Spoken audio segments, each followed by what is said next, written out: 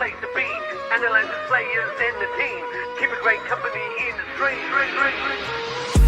It's a Murali End. Welcome to the show. We're here when you're high. We're here when you're low. Some days you're happy, some days you wanna when happy. It's we when man, it's them. It's the same place, Murali End. Sri Lanka cricket, we gon' represent. Go tell a friend.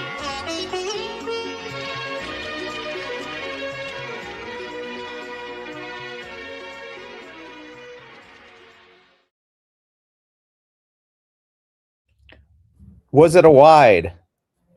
I think so.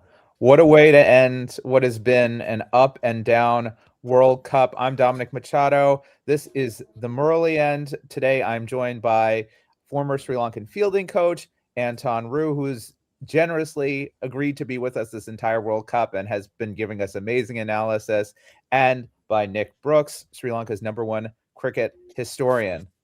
Guys, for a dead rubber, what a match. Anton, we'll come to you. How do you think the boys did in a dead rubber, in a difficult situation with effectively nothing to play for?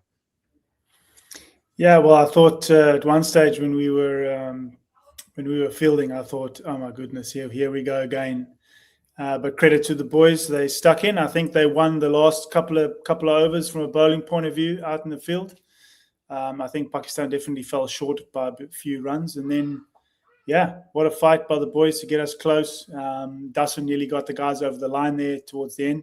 And, yeah, that's why the IPL has those, you can go to the third umpire for those wide calls because, these are make and break moments in the match. Imagine if this was a winner takes all to go through to the next round.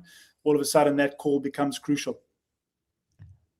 Nick, what did you think? If this is Dasun's last game as captain, last game perhaps in Sri Lankan colors, as many people have been calling for, what kind of legacy does he leave with this match? I mean, if so, what an incredible way to bow out, right? That was thrilling. At no point did I think we had a game on until that over where Dasun took down Usman Tariq. And then suddenly I was like, here we go. Then I thought it was gone again. It was just fantastic ebb and flow through those last 5 overs. I'm delighted for Dasun. A lot's been said about him in terms of his captaincy, his leadership, his ability over the past few days. Most of it, I think, really unfair. And so for him to come out and show that he's a world-class hitter, fantastic stuff. And I'm delighted for Sri Lanka more generally, just to see fans in the crowd having an amazing time, to see the stadium packed for a dead rubber. There's been so much talk about negativity, about toxicity the past few days. I mean, when you got a crowd like that supporting you, for a game where there's nothing on the line, you have to say that Sri Lanka's cricket culture is fantastic and like nowhere else in the world, right? Yeah, and we'll. Sorry to say though. I was going to say, Estelle, tell us, you were there. No, it wasn't very supportive during that bowling performance. They were cheering for Pakistan. There were loud cheers for Pakistan, and every time the DJ kept asking, "What do you want? What do you want?" It was. I think people are frustrated, right? And we saw that in the New Zealand game as well. So sadly, that's what it was like today. I mean, it goes both ways, right? People are frustrated. They've seen lots of poor performances. The fact that they turned up was great. But I don't know. I won't justify either thing, but it felt very disappointing to hear. You're playing at home. You have your crowd booing you and hooting at you, and it just doesn't feel good, whether it's justified or not. Yeah, and we'll talk about sort of what the lead up has been like. I think one thing that should go very clearly said is that what Dasun did in those last couple overs is something that very, very few Sri Lankan batters in the history of the game and certainly right now can do. So I just want to say that people have been doubting Dasun and saying, he's struggling for runs, he's not doing much. But at the end of the day, that's why he's in the team. And usually most teams have 2 or 3 guys who can do that. So you're not a lone ranger. You're not the only one expected to finish the innings. So it was great to see that that fight from him. Especially at a moment that I think he could be at a low. We saw him in the last press conference, really dejected. What do you? I was curious. What do you guys think of some of the decisions made before the game? Obviously, Kusal Mendes was about to make way because of his injury, but bringing in Jonathan Leonage for this final match, they played 6-5. What did you guys make of that decision? Uh, I think you need 5 frontline bowlers on a pitch like this more than ever. I think we've generally been in favour of 6-5, but I think especially on a good batting pitch, you really need frontline bowlers, and I think you saw how expensive.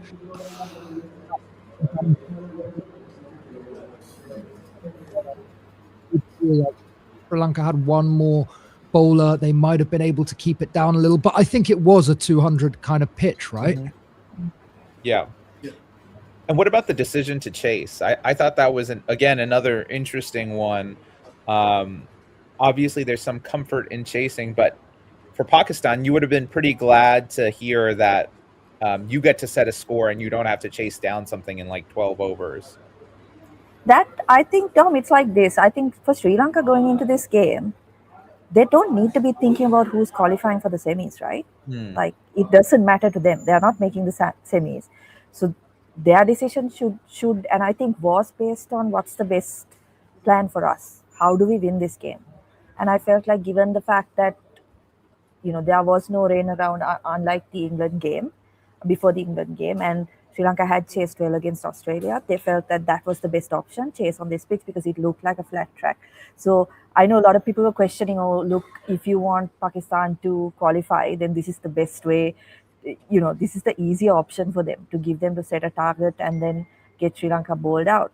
But I think from Sri Lanka's point of view, it doesn't matter to them unless you're thinking about the, who's hosting the match. As a team, it does not matter to them who makes it to the semis, right? So they would have been looking at how do we win this game, and I think that decision was based on that.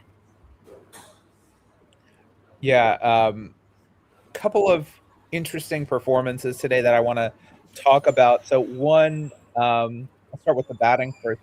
What did you guys make of Pawan Ratnayaka's innings and what he's shown over this World Cup? Because I think this is one of the big questions that has come up: is what do we think of him as a player and how he played, his technique, how transferable is it?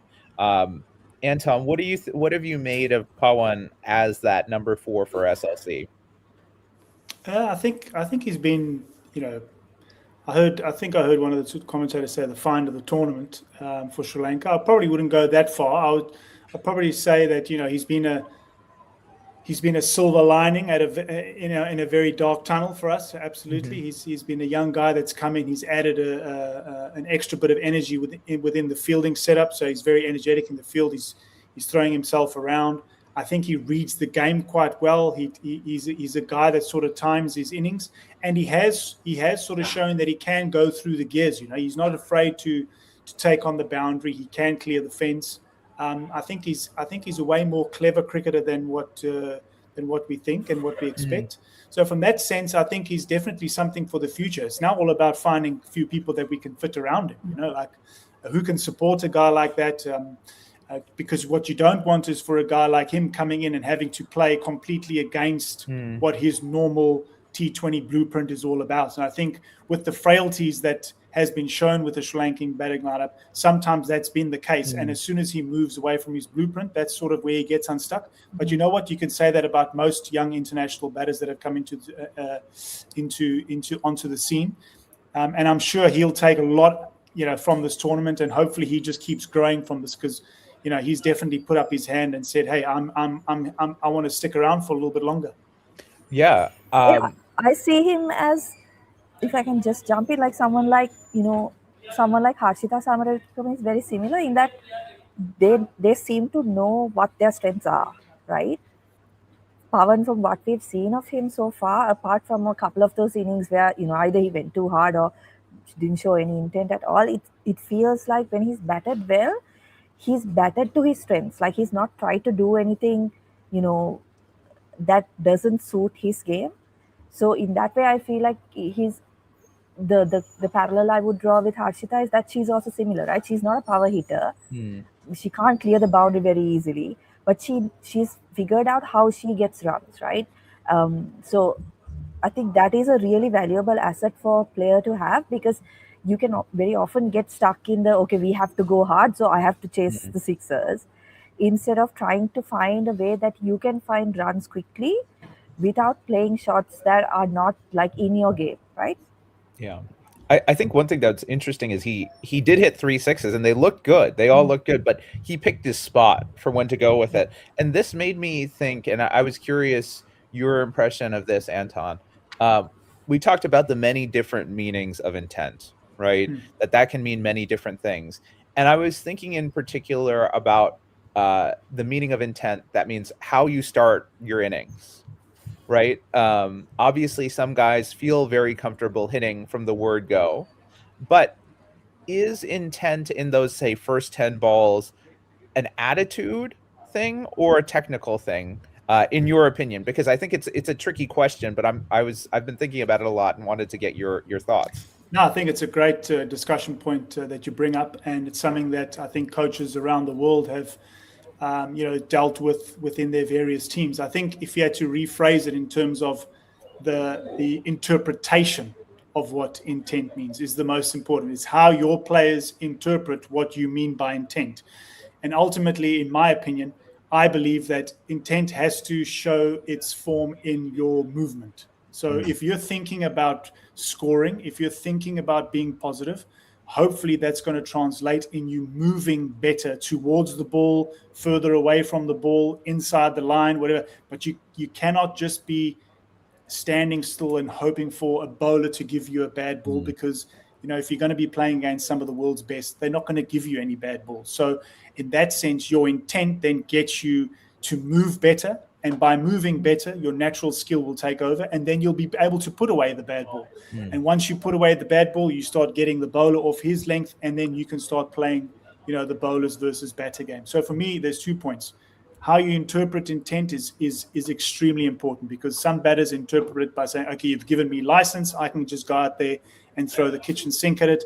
Their movement is all over the place. They choose the wrong balls to hit, and it's drama. Okay. And the other one is your intent has to showcase itself through movement. And by movement, I mean, being positive into the ball or further away from the ball. Yeah, I think that movement as intent is what you see from Pavan. He gets himself in the position he wants to be in to hit the shot he wants to hit. Correct. Yeah, I think throughout the tournament, he's looked really positive without being reckless. He's got an unusual technique, right? The split grip with the bottom hand so low. But I just felt that he's been positive and definite about what he wants to do throughout. And he swept really well against the spinners today, right? And I think playing high quality spin we saw against Abra is a real issue for this group in general. Yeah, I was going to say 2 guys who looked good early were Kamil Mishara and Charith Asalanka. And I think they've both been players who have been slightly disappointing. And I mean this in the sense of we wanted big performances from them, but we couldn't get it. But we also saw, especially I think with Mishara's little cameo up top, just how talented a player he is. And to my mind, it kind of sheds light on the mistake that Sri Lanka made by not backing him throughout the tournament, right? Imagine if he hadn't been yo-yoed in and out of the squad for the last 3 games. And I think that speaks to one of the big issues that, and same thing with Asalanka, right? He only played the last 2 games. What happens if you put faith in these guys and give them 10, 12 games and say, this is what I want you to do, this is how I want you to play? I think that's where your long-term planning comes into play. I think that's where your backing, players have always said, does my coach back me, or does the system back me? Like, what does backing mean? Well, backing means that you give a guy enough opportunities in a calendar year to showcase what he's about in that specific role that you want him to play. Don't ask him to open the batting, then bat 3, then bat 4, then bat 6, then he doesn't play, then he's dropped, then he's in, then he's out. All that creates uncertainty, and what you see then is the lack of intent, because the guy's literally shitting himself, excuse my French, when he goes into bat. And then you see that he's not moving, he's not doing anything, or the conversely, he's doing everything that you don't want him to do. So I agree with you 100%. It's It's when you decide this is the blueprint that I want us to play from a batting perspective. These are the guys that are best suited for that blueprint. Okay, so these are your openers. These is my number 3. This is my number 4, and then these are the guys that we're going to bat around them. Let's give them a calendar year to showcase what they've got. And in that calendar, you can also upskill them. They can also look back at their games and start working out what they need to work on. It all sort of comes together, doesn't it, Dom? So I was a little bit disappointed of the toing and froing within a tournament. But, those are things that the selectors and coaches have to live and die with. Yeah, exactly. And I think it also gets at, and I'm curious to hear Nick's opinion on this, there's been a lot of discourse in the media about how this is a low point for Sri Lanka cricket, that this is, the lowest point they've ever been. And as someone who has charted the full history of Sri Lanka cricket, I'm curious your thoughts on that, because I feel like I have some strong feelings, but I'd like to hear from the actual historian first. Yeah, I think that's a massive hyperbole and a huge stretch to say it's the lowest ebb for Sri Lanka cricket. I think we'll look back on this tournament and see it as a massive missed opportunity. Because I think Sri Lanka had a really good shot to make the semi-finals here. I don't think New Zealand, England, or Pakistan are massively better than this side. And to touch on Anton's point, I think the biggest change I'd like to see moving forward, alongside giving these guys better batting pitches to play on, is more continuity. We're not quite at, 2017 levels where there were 50 players picked in a year, but it seems like we're not far off that. But no, I'd say it's a long way from the lowest ebb, Dom. I think in that 17, 18, 19, 20 era, the team was much, much worse.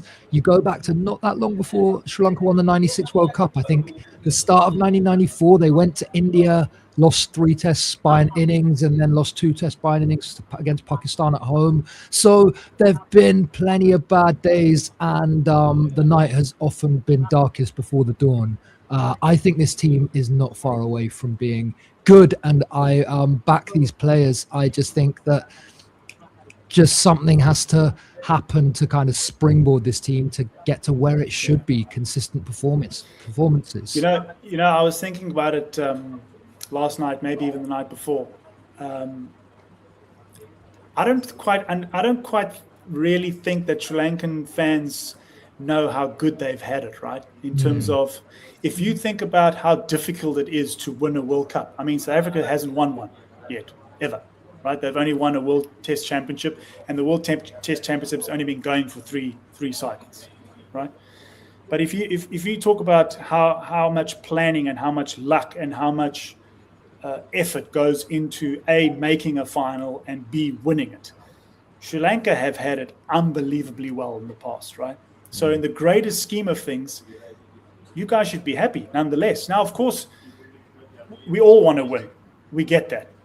Absolutely. But the truth is that at the moment, Sri Lanka is not what it used to be in terms of the generational talent that they have. But in terms of how they've performed in World Cups and how they've done winning trophies around the world, they've done, some might say you've actually surpassed what you're supposed to be doing out in the cricket in the cricket world. All right. So these things do ebb and flow. Even Australia went through a long period before their greatness and post their greatness. So all these things ebb and flow. And I think if you had to take in Sri Lanka's cricket history and put it all into one hat, I think everyone's got something to be very proud of. And like I said, tried to say the other night around, the sense of belonging and those guys should be together with the new generations and trying to raise them instead of everyone pushing them down and saying, look, you're not as good as the 2000s. You're not as good as the 96. We need to just stick together a little bit and help the new generations come through, because other teams are way more well-funded. Other teams are way more well-coached. Other teams have a larger group of players that are coming through the system. So already in that sense, Sri Lanka is a little bit behind. So, give the guys a little bit of credit. And I think they like Nick said, I think there's still a hell of a lot to look forward to, and that's what should excite us. I was going to say, I want to... Yeah, there's nothing... Go, Estelle, Sorry, go for it.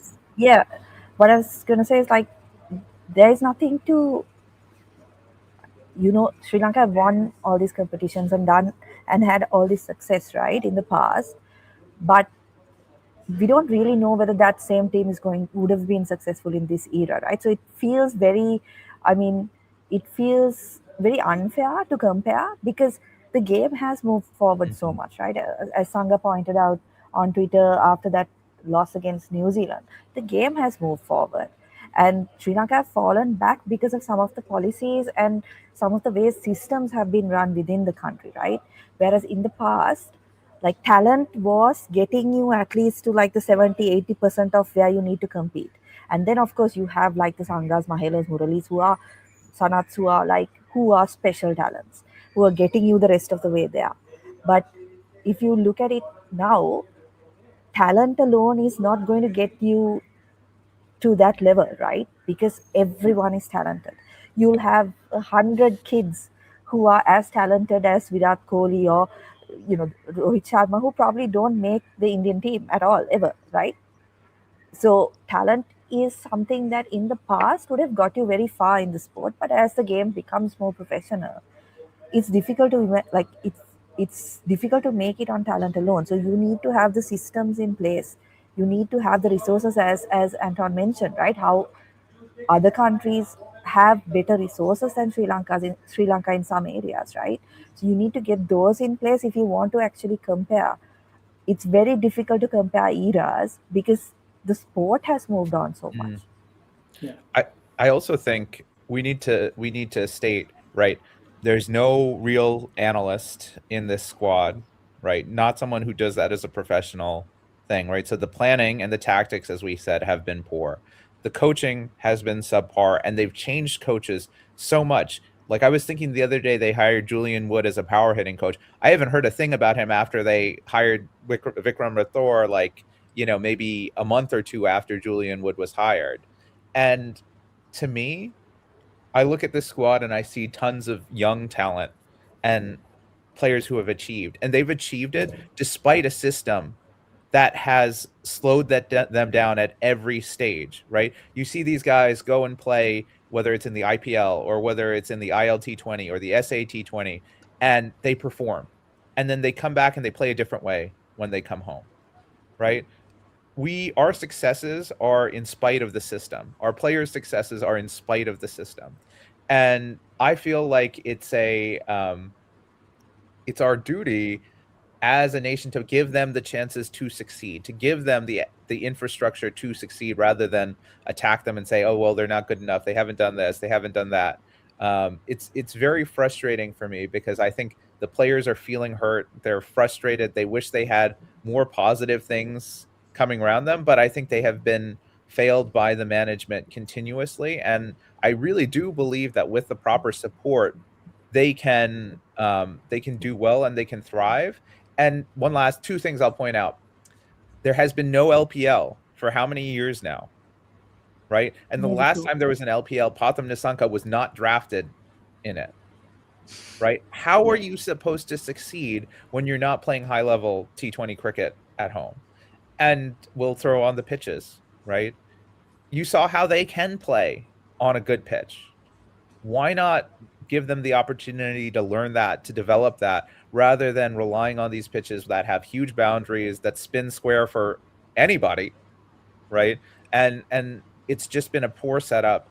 And for me, it's got to be take that step back, have that plan for the next 5, 6, 7 years, and move forward confidently, knowing that you've got a serious pool of talent here that, if used properly, can blossom into a world-beating team.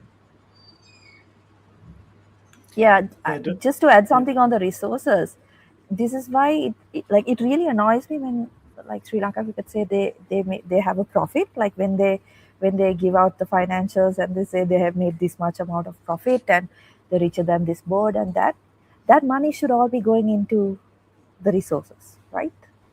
What's the point of having a profit if you are not giving the resources needed at the lower levels, right? There's no point in it because you're making money to build the sport, right? That's what you're making money for.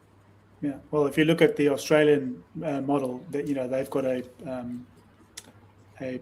cricketers players model that the more money they make out of the game, so the more the the better they do at sport, the more money they're going to make, but the more money they also have to reinvest back into grassroots cricket. That's the deal that they signed. And the other day I mentioned that Sri Lanka doesn't even have a players' association whatsoever. So how are they even part of a conversation of where this money eventually gets reinvested to?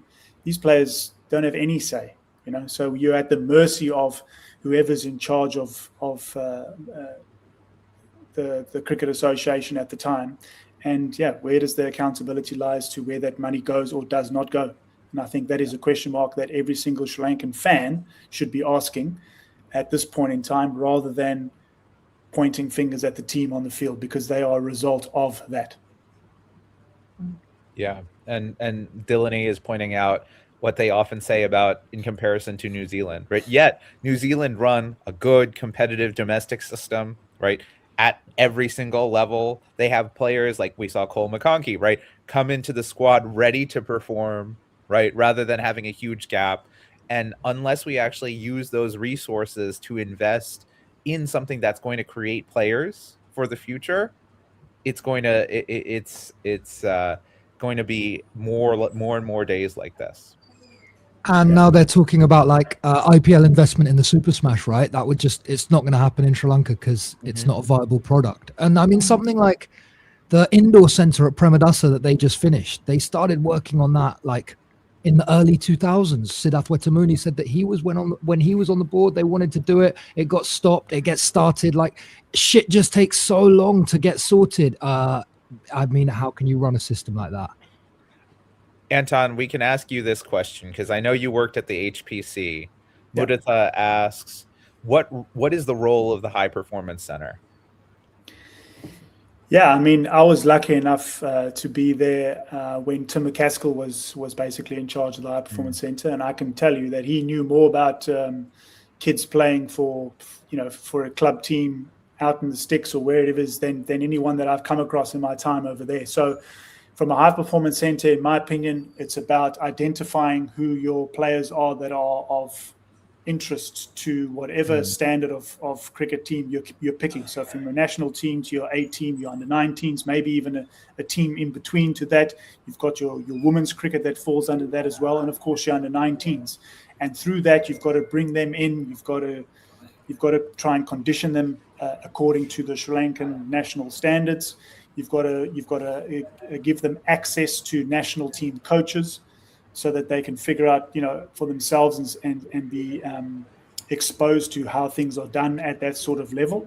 And of course, the big thing for me is, again, these are just my opinions, is that your high performance center should have the best facilities in the country, so that when players come there, they're training on number one wickets, they're practicing on awesome facilities, so that they can expand their games from that. Now, at times, I definitely saw that at the High Performance Center. At times, I definitely did not see it because of, whether it is weather, where there's a little bit of lack of planning, whether it is there was too many people there at one stage, because at one stage we would, it felt like, especially in the beginning, it felt like there were so many people there. We were trying to,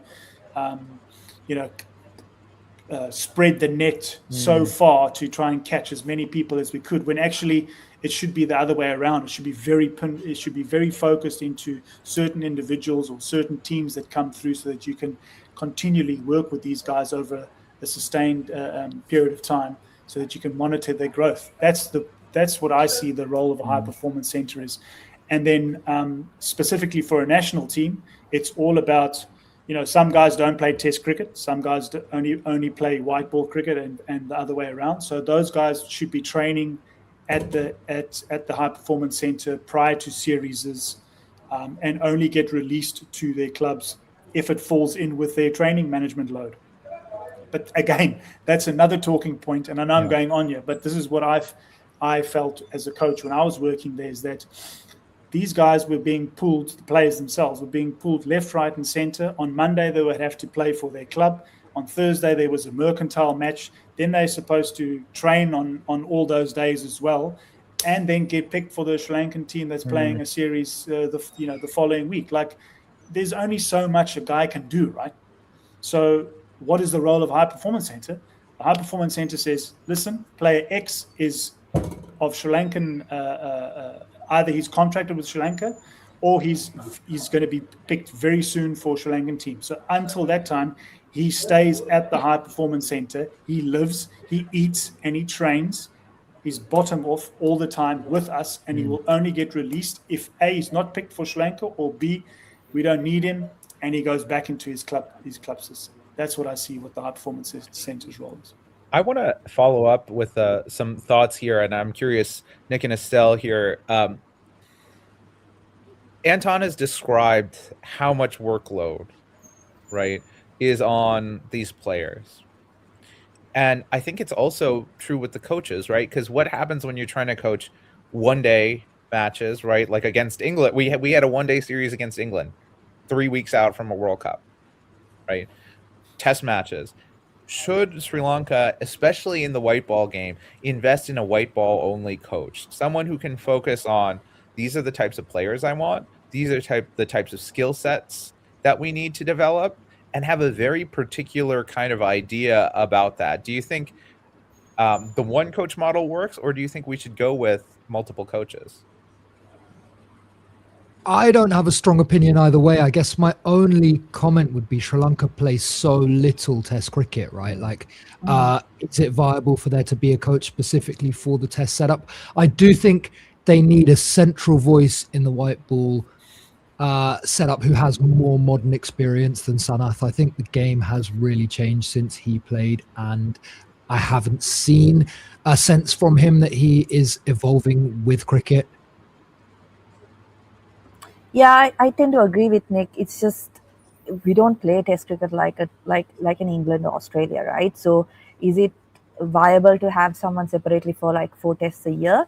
But I do think it might be valuable in the sense that we do have so many players who are format specific, right?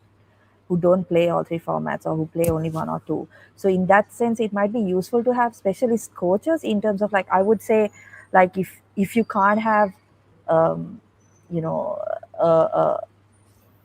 head coaches for the 3 different formats, maybe you have like in the high performance center, someone who will focus on the test bowlers, right? Something like that, so that those players also get that specialized training. Because I mean, I completely agree with the Sanath point. I don't think there's any anything to say that he should be in a coaching position, whether as a team manager or like some kind of head of cricket, I don't know. But in a coaching position, I don't know whether there's anything to really back up that decision to give it to him, right? So you need people who are in touch with the game and who are moving with the modern game, right? And that's why I know we don't always talk about qualifications and stuff, but sometimes those things are important because it's a learning that is in an evolving space, right? And it's evolving very quickly.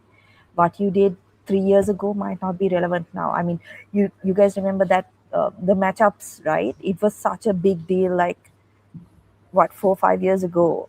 Now you Asia hardly Cup, get to see it, yeah. right? Asia Kind of Cup, got out of the Asia game Cup, completely. Yeah. And I remember there was an IPL when who was the batter? I can't remember. He didn't, like the premier batter didn't come out to bat because a leg spinner was bowling and he was a right-hander. Like, because matchups was such a big, like a component of analytics at that point. It worked, and then like slowly the game evolved, batters evolved, things have changed, right? So you need to be someone who is in that coaching space, who will be able to move with those trends, instead of somebody who is not really, does not really have those resources to pull from. And I want to ask Anton this because he's been in the T20 only setup, whether it's with various IPL teams and things like that, and on a national team setup. What do you see? How, if you're SLC, do you manage the difference, right? Because if you're in a T20 setup, you can focus on very specific skills, right? But if you have to jump from format to format, how do you see that playing out? Yeah, I think so. I was part of the Proteas setup with white ball only. So at the time, they had a split coaching role, and obviously they won the World Chess Championship and they got into the final of the the T20 World Cup, the last one in West Indies, I think it was, was it in India? No, it was against Yeah. against India at the West Indies. So it can definitely work, but I think from that perspective, you also have to find two coaches that are not of the, they don't have massive egos. I think that's important, so that you don't split the dressing room in half, guys listening to this guy instead of that guy. So I think that's very important. And then you also have to look at your playing staff per se, to figure out, do they have the emotional intelligence to understand that they've actually got two coaches working on their game in two different or three different formats. So you've got to take those things into account as well. I don't think it is that easy to say, okay, we're going to go with a red ball coach and a white ball coach. Some of the stuff that I really had trouble with as bowling coach of the South African side with the white ball team was my contact time with the players was extremely low. Yes, we played slightly more Test cricket than Sri Lanka at that time. But, these guys, they go from a Test match straight into a white ball series, or vice versa. They go from a white ball series straight into a Test match, and then straight after that, they go back to their provincial setups and so forth. So the contact time that you had with these players was, I would say, a week at best. And most of the times during that week, as a coach, you would then have to find out or figure out, okay, where's this guy's playing workload at? Are we actually going to taper him off slightly before we enter the series to look after his bodies type of thing?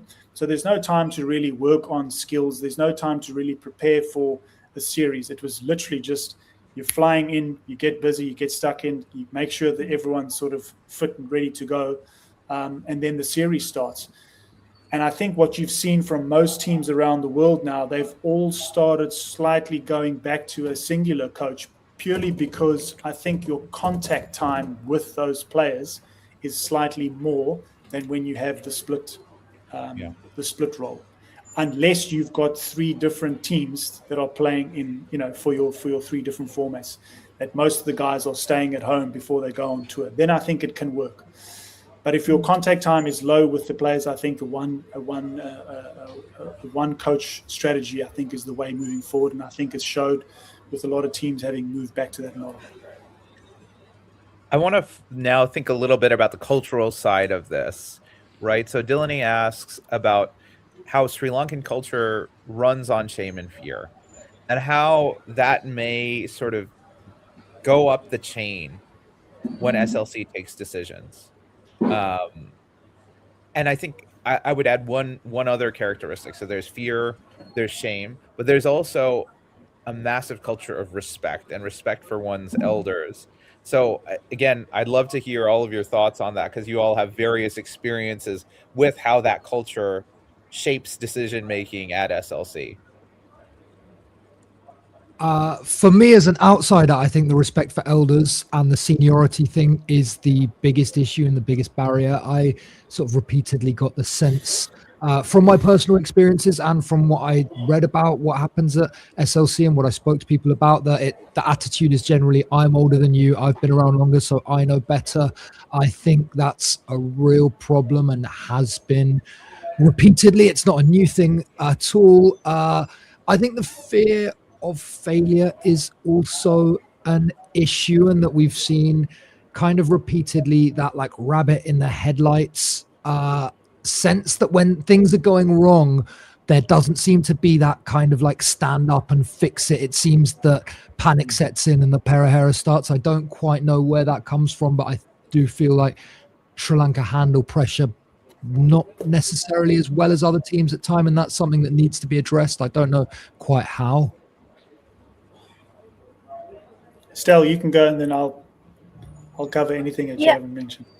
Yeah, I'm not quite sure how to address that question. I know I'm the only one who lives here, so I probably should have a better answer than that. But we spoke about like how the outside seems to influence a lot of the decisions, right? In the previous podcast as well, about how like there is no conviction in some of the decisions that have been made. And that's one of the problems I see certainly in this setup, is that if you don't buy in to what you're trying to do, it's very difficult to actually do it, right? So if you don't buy into the type of cricket you want to play, whether it's aggressive cricket, like I would take like baseball as an example. I know people made fun of it, and it failed in the Ashes and all of that. But I think given the team that England had, that buy-in about playing cricket in that way is what in some instances brought them success, right? Like if you say man to man, if you compare England test team to an Australian test team when this basketball era started, probably they wouldn't match up man to man on paper, but they were able to compete maybe because they all bought into that idea. So I feel like that is one big thing that's lacking in Sri Lanka at the moment, is that there is no buy-in to any kind of strategy like that we see out there, whether it's the 7-4 or the 6-5, or whether it's the playing, two fast bowling all rounders, or whether it's opening with um, Kusala and Patum, or changing that up. I feel like there is no real conviction, and that's why we keep seeing things changing. I don't know whether it's about sheer shame or fear, but certainly, as Nick mentioned, the fear of failure is there. Confidence is a big thing, I think. If you look at the Sri Lankan team, we can see it from players like Kamil, right? The moment he got dropped, it felt like he turned into a different player, right, when he came back. And today, once again, like it was like he was, nothing to lose. He's just going to go after the bowling. So there are a lot of issues like that. I don't know if you can really kind of pull into the shame and fear or things like that, but certainly the idea that things are so influenced by outside noise is a big problem, I feel, for the team. Yeah, Dom, I could probably write a book about this. And I've just quietly sitting and going through some of the stuff that I've seen and heard on social media, even on the television in the last couple of days. I think Sri Lanka, and I mean this with utmost respect, guys, and please stop me if you this is a debate, okay? So if you don't believe what I'm saying, you can raise your hand. You can stop me at any time. I just feel that when things are going well for Sri Lanka cricket, everyone's on board, and that's cool. But that's the easy thing to do, right? It's when the poo hits the fan, you start seeing everyone's fighting for a little piece or trying to cause some sort of controversy, and that sort of spreads all over. And that's why you start seeing all these hasty decisions being made. Now, there's a few things that Estelle mentioned there about baseball, but I can tell you in the midst of that Ashes breakdown, who were the two people that stood up and took interviews during that period? Brendan McCullum and Key. Rob Key stood there and they took it to the chin. Nasser Hussain, one of Rob Key's good friends, was grilling him live on TV, asking him what's going on, this, that. These two guys fronted up for what they believe in because they were the leaders of the team. I haven't seen that once in the last couple of days. In fact, all I've seen is them just one by one sending players to the slaughter, and hopefully they say something stupid, and then that becomes a headline, and it sort of detracts the focus point on what's actually supposed to be the manager, the head coach, the selector's job to front up and say, hey, things have not worked out, but this was our plan, and we'll stand by it and we'll live by it, right? The next point that I want to make is that I think the ex-players have a huge responsibility to play in this, because a lot of them come out of the woodwork when things don't go well in Sri Lanka. Now, whether that's online or whether that's through an interview or whatever the case may be, but you must remember, these guys, they're almost like Instagram influencers, right? So whatever they say, people listen to that. And I've hardly heard, Estelle, you guys will know better than me, but show me someone who's actually come out and said something positive about the team. Show me someone who's actually said something positive about where the cricket in the country is going. Every single thing that I read and that I hear and that I see is extremely, extremely negative. Now, yes, everyone's allowed their opinion. I get that. But as an ex-player who holds a huge, huge amount of responsibility in the narrative that gets sown around Sri Lankan cricket, I think you guys should think a little bit twice before you start saying some stuff. And if you are that strongly opinioned, then get your bum off your seat, get yourself into the hot seat of Sri Lanka cricket, become head coach, become a head coach of the A team, become a head coach of the under-19 team, become the head selector or whatever it is. Put your name on the sheet, and let's see if you can make a change. That's what I would say. It's easy to Sorry, support. guys, I gotta run. See you, Estelle. It's easy to support a team when you're winning. But for me, I've seen the true colors of a lot of people and the state of the cricket in the country. When things go bad, everyone's trying to find someone to blame. And I think that's a natural response. Don't get me wrong. But that is where the big boys that have been there and done that, they need to stand up and be pillars of a good example of, hey, just keep things calm. We've been players. We've been through this before. Things need to improve a little bit in the setup, but there are a lot of positives. Instead of adding flames and fuel to the fire.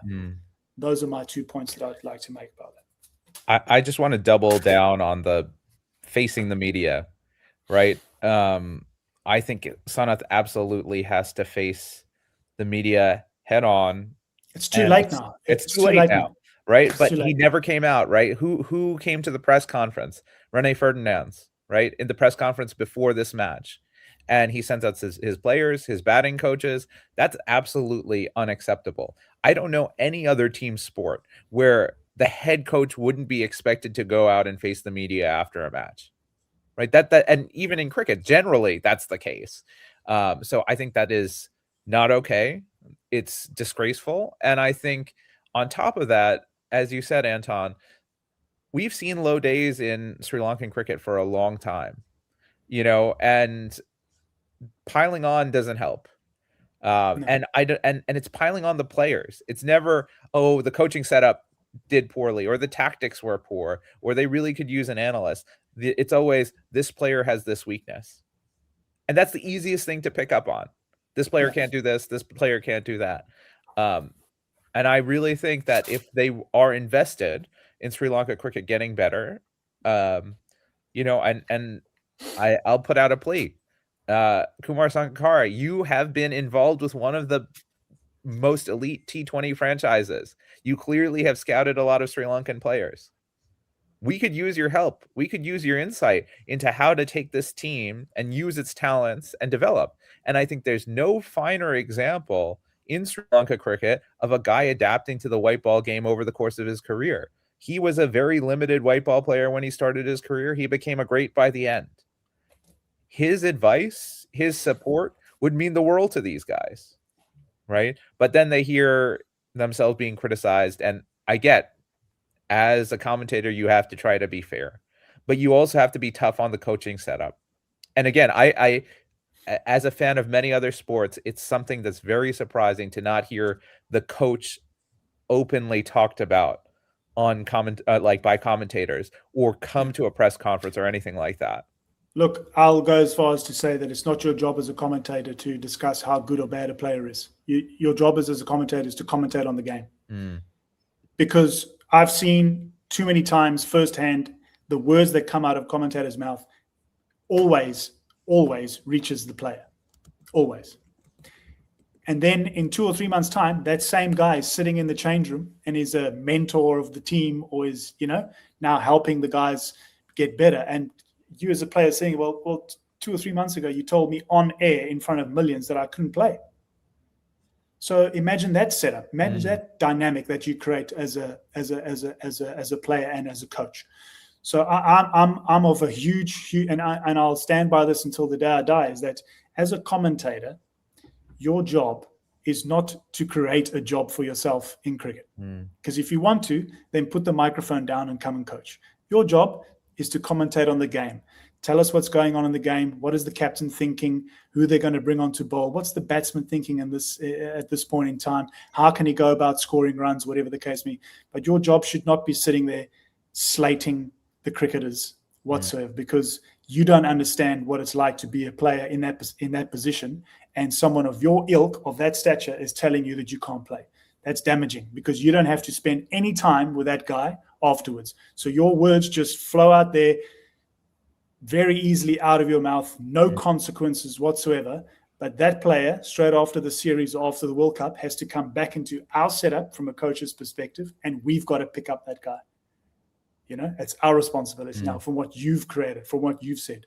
So again, maybe I'm coming across a little bit too harsh here, but so many times I feel like the commentators, they slip over that line, and that's a dangerous place to be, I'm afraid. Yeah, it's quite tough. And I think the other thing that's challenging is that, again, because of Sri Lankan culture, these guys have outsized voices. It's not like, if coming back to what Nick's point was in the beginning. So what happens is, and I'm speaking for Sri Lankan cricket specifically, is that these guys that we even I look up to and idolize and have watched as a youngster playing, and in awe of how they go about their cricket. When they go about and they're highly vociferous around how good and how bad, especially how bad things are in the game, and then walk into your environment, immediately the players are on the back foot, because they don't know if this guy is here to really help us. Can I approach him? Is the environment safe? What am I going to say to him that's going to make him think differently or better of me? So the whole environment becomes a bit tense, rather than it should have the almost opposite effect, right? When those guys enter the environment, people should be free. People should think, well, geez, we've got some of the best cricketing minds in the country that we've ever had in this change room. It's going to help us. But so many times I've seen those guys walk in and everyone tenses up because of the respect and the influence that these guys have. If they put one foot wrong, they're going to get criticized, and that could be the end of the guy. And I think that's where the fine balancing act around integrity, about how you approach and carry yourself through the viewers online and on TV, as well as then slipping back into a coaching or a mentor role. It's a very, very fine balance, and a thin catwalk to walk as a person. And I think the other thing I'll just add in is that the pylon, when things are bad, it's not as if, they're playing well, let's hype them up and talk about what a good player they are. But things are going badly, and then everyone's out of the woodwork talking about how cricket is rubbish. And just to go back to that point on leadership and facing the music, when the test team was over for the England series a couple of years ago, we saw Sanath for one press conference, which was when they won at the Oval. The rest of the time, we got a batting coach, whether it was Ian Bell or the fast bowling coach, or a very junior player often who wasn't that adept at communicating in English. And I thought that when Sanath came in, he had the potential to be a really inspirational figure.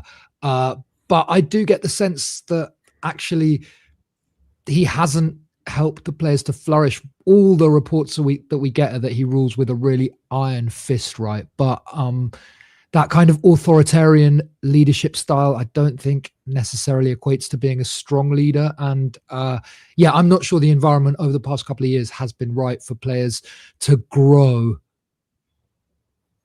Yeah.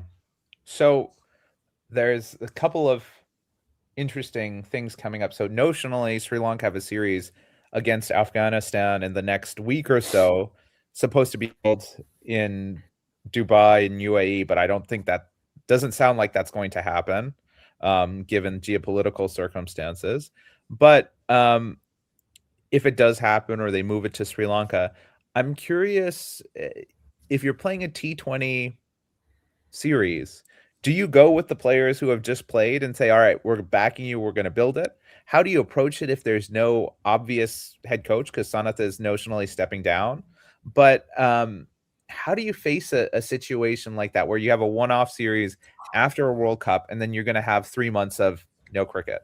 My initial thought, as soon as you mentioned it, was just, it's too early. It's way too early, because you're not giving these guys any time to decompress, come back down to earth, go and see their families, go and see their loved ones, get back into their sort of own environment and their safe space, where they can sort of, reflect on what's just happened in this tournament, and take a bit of time off and get away from the noise, so to speak. But here you are, you're going straight back into it, Now, yeah, you can rest a few players, absolutely, but then you're sort of taking away the gloss of the series, aren't you? So yeah, I think it's just it's slightly poor planning, but I think that's the way cricket is going these days, is that, you know, we've got to squeeze in all these series in between events, because if you leave it for any later, then there's the IPL, then there's this coming up and that coming up. So yeah, it's something that you've just got to manage. And as players these days, that's why player management is so important. You've got to,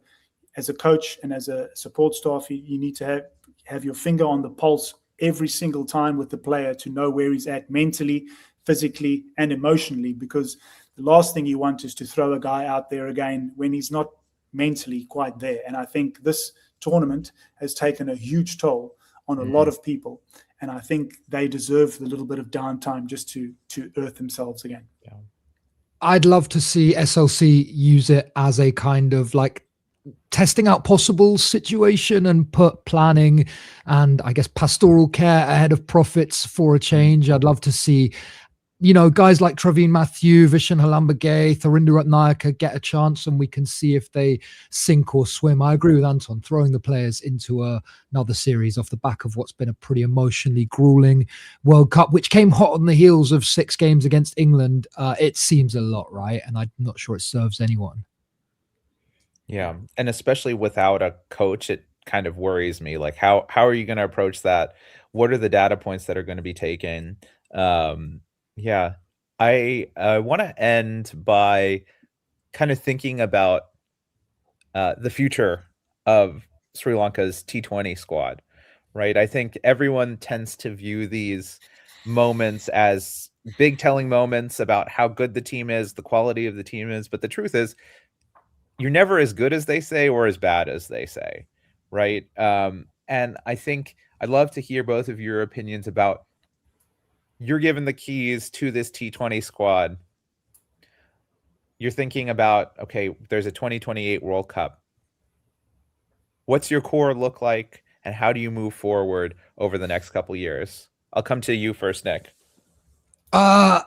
I keep saying it after every failed tournament, but I'm very much of the don't throw the baby out with the bathwater approach, right? I think most of these players are in the team for a reason. They got picked because they're the best guys, and I don't think it's the time for wholesale changes. I think if you look at the positives that have emerged through this tournament, Pavan Ratnayaka has to be a big one. I think in Kamil Mashara, the full package isn't there, but you can see the potential for a really promising T20 opener. We've seen the emergence, or the re-emergence rather, of Matisha Patirana and the re-emergence of Dilshan Madhushankar. I still think that Sri Lanka has a good core to build around. I think if we could find a couple of really punchy players in the lower middle order who can do that kind of finishing role better, that would really help. But yeah, I think I'd like to see the squad largely carry on. I'd like to see Sri Lanka get the chance to play on pitches which I think are going to serve them a bit more rather than the classic minefields. But yeah, I'm very much of the opinion that wholesale changes aren't the way to go.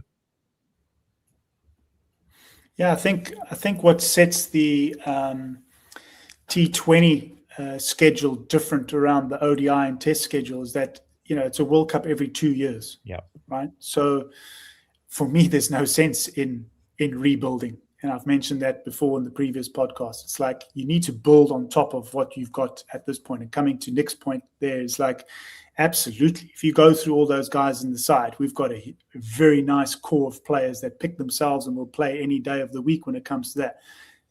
That's if they're fit and on the park.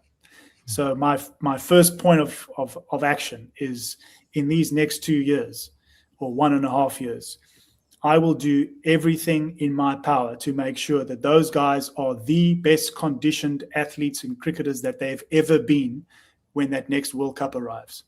No question marks, no ifs, no buts. I don't want to see shirts that are bulging. I don't want to see any of that. I want guys coming to that next World Cup having shown that they've put in the work, and people can't point fingers at anyone saying that they are unconditioned. Now, can you still get injured? Absolutely. But will there be questions asked because of that? No, they won't. But there are questions asked about the team right now because physically they're not up to the standard. So that's the number one. Number two is, and I suppose this is coming nicely to my end of what I wanted to say, first of all, on this podcast tonight, is if you take a guy like Dasun, the captain of this team, right? He's the most, correct me if I'm wrong, Nick, he's the most successful T20 captain that Sri Lanka's ever had, right? Yeah, absolutely. Okay. And he showcased again tonight after what has been an unbelievable week for him in terms of his captaincy, his role within the side, his leadership, the flack that he's had to take in front of the press, some of the stuff that he's been said, all the negative attention has been placed on him. For him to take that on board and to go and deliver a performance like that tonight against Pakistan, that shows me two things. One, he's an unbelievable leader that can withstand that amount of abuse, if I may put it that way, to come out then and still put in a performance like that. Are there things that he needs to work on in his game? Absolutely, but so does everyone else. The other point I think that we have to make for Dasun's sake is there's no one else in the Sri Lankan team that can clear the fence like he can. Until there is another person that can do that, then the question comes in, yes, we're going to look to replace a guy like Dasun because of his age or whatever the case may be. Yeah. But he's not showing any signs of decay in terms of his fitness. He's always available. He's hardly ever injured. All right. I think his role with the ball is going to be slightly diminished, especially if those core guys are back in the side. So then he can focus again on leading the team from a captaincy point of view and focus on clearing the fence as a finisher for us. I think with him as captain, the core of our players, hopefully they fit. We keep them on the park. You've got 2 years or maybe 1.5 years then to figure out what your top three is going to look like. I think your number 4 is settled. Your 5 and 6 is a question mark for me around who that's going to be. And I think your all-rounder and your bowlers sort of pick themselves. So essentially you're looking at about three positions within the batting setup that I think is up for grabs at the moment. And that can easily be rectified in terms of a blueprint that you want to put down. This is how we want to go and play. Where's the next World Cup, guys? Do we know? Australia, I believe. Australia. Okay, and New Zealand. So yeah, you've got to take those conditions into account. So the ball's going to be moving. There's going to be steep bounce at certain places. So you've got to take players that have the natural attributes or abilities to get that sort of stuff out of the wicket, but can also play that from a batting perspective. So again, like I said, there's no need to rebuild. All you need to do now is just keep adding little pieces of the puzzle together because we've got the core is there. The core is there. Now's the time to show backing. Now's the time to keep continuity. Now's the time to get people in and show that we can get these guys better. And my last point that I'll make, and this is towards the players, and I think they've heard me say this before, arrive at the next World Cup having put the work in so that everyone else can see that you are serious about this whole rechange or rebranding or to gain a bit of faith back from the supporters. Come in there looking like absolute beasts because the rest of the world, they look like beasts. So why can't we look like beasts? Okay, so from that perspective, I would challenge them with that, but I think we've got enough to work with for the next cycle, for sure. Yeah, I want to kind of compliment a lot of what you guys have said. And this question that Z Gold brings up, do we think Sri Lanka have more talent than Pakistan? I think it's close. I'm not going to opine because I do think it's close. But I think one thing that Pakistan has done between World Cups is they have rethought how they play 20-over cricket. Gone are the Baburs and Rizwans that are striking at 110, 115. And they've identified a set of players who might not be as famed, but players who can fill a particular role. And I think, as Anton said, we have good top order batting. We have Dawson. We've got world-class bowlers. I think we can't, having watched this tournament, Sri Lanka's full strength and even second strength bowling lineup is good enough to get you into the top 4, top 5 in the world. And I truly believe that. And we need to continue to back them and support them. And then we need to build a batting lineup that bats with intent, with aggression, as they are adjusted to circumstances, right? We're going to play in Australia and New Zealand. Think about for those spots, the 5 and the 6 spot, right? You want guys who can hit pace. That's what you're going to want. You're going to want guys who can find the boundary against pace. and try to find guys who can do it, and maybe guys on the side. Charatha Sri Lanka has shown a lot of talent for hitting pace. He's performed well in Australia. Is he a guy who can do it? But if you tell yourself, we really have 7 or 8 guys that we can pen in to that 15 right now, and all we need to do is figure out how we want to play and who's going to fill that role the best, you're already on a head start. So I believe in this team. I think Dawson, again, showed his leadership chops. I think through this next few years, he's got a key role to play in this squad. And I think we've seen you don't need to be T20 is not necessarily a young man's game. Being older and stronger and fit, that's the most important thing, right? Yeah. And having experience, you can't replace experience, right? Yep. So moments like this, tough games and tight games, games are getting closer and closer and tighter, and all those sort of things add up to each other. That's why if you can keep your core together and build that experience, that's only going to help you make better decisions out in the field. All right, guys. Great conversation. Let's wrap it up. Thank you, Anton, again for showing up after these games, even though some of them were hard watch. And thanks to Nick for tuning in. We will be back sooner rather than later. We've got some women's games to talk about. We've been the Murali End. Thank you. Bye. It's the Murali End, you're in a place to be. Analyze the players and the team. Keep a great company in the stream. It's a Murali End. Welcome to the show. We're here when you're high. We're here when you're low. Some days you're happy, some days you wanna when happy it's we when man it's them. It's the same place, Murali End. Sri Lanka cricket we gon' represent. Go tell a friend.